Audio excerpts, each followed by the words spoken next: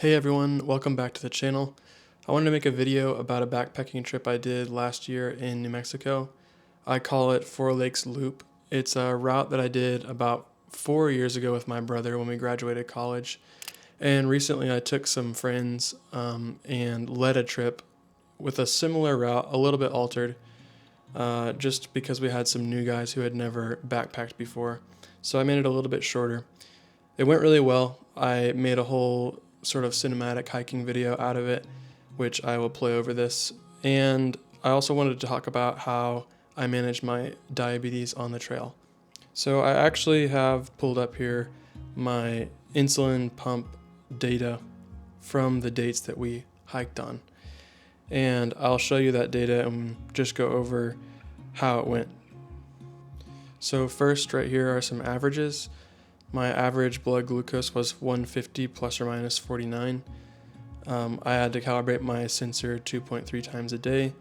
I took 37 units of insulin per day, which it says were about 9 meals, but I think it's counting the times I snacked as meals. And on average, 230 carbs per day, which with backpacking meals, they're so high carb, and with protein bars, they're also very high carb. So this is pretty normal for me for the trail. So next is a detailed breakdown showing the levels of my blood sugars over the 4 days in a graph. And you can see I have some roller coaster events happening right after my meals. So you can see that I wake up, I eat, it spikes. I take insulin, it drops. I get low, I eat, it rises, I try to correct it, it drops. And this is sort of just a pattern that tends to happen. I mean, I'm sure you've experienced it if you have type 1 diabetes, but especially when you're being active, it can be really hard to control the highs and lows and get a consistent sort of even blood glucose.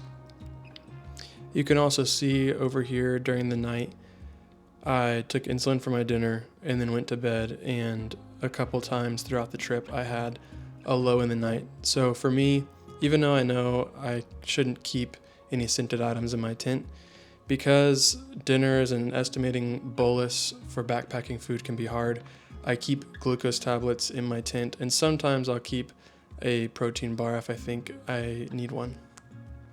So one thing I want to point out here is on Sunday, I woke up and I ate breakfast, and you can see below here that I undershot for my insulin, only taking 25 carbs worth. What happened though is as we started hiking, my blood sugar dropped to a low, and so I had to compensate for that.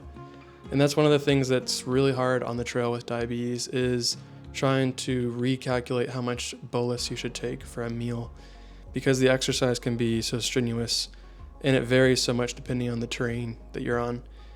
You just sort of have to feel it out most days, and I think it's probably different for every person as well. So I corrected, as you can see, and then it started rising pretty high. But I knew if I took more insulin, I would just overcompensate on the insulin. And so you can see it quickly dropped after that. I still had active insulin in my body, and we were going pretty hard that day. And so it sort of corrected itself. It may have gotten a little bit low again. I ate some more.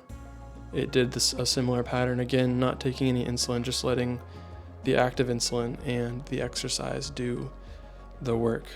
And you can see here too, the pink bar, that's where my basal kicked in to help me out with that control.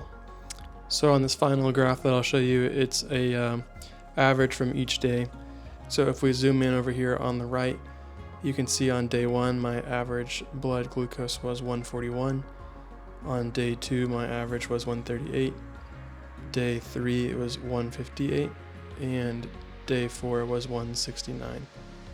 You can see on the last day there, I took way more bolus than the days before that. And I do remember really struggling on the last day with my blood glucose levels, because we were headed back to Texas on the road and getting a lot of gas station snacks and drinks and fast food. So I think that's why my last day was sort of out of control. As far as gear for the trip, it was my normal gear. So that's my Z-Packs backpack, my Enlightened equipment quilt, my sleeping pad, my ultralight chair, my pillow, my Be-Free water bottle, a bear bag, a cooking set, backpacking meals, protein bars, 4 days of supplies for my diabetes, a traditional insulin syringe, clothes for the trail. I wear Ultra Olympus trail shoes, everything I need for the bathroom, my camera, and my headlamp.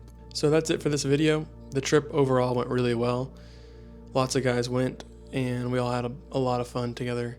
I definitely want to go back to that area, and I will link the route below so that you can check it out if you'd like to. I'll see you on the next one.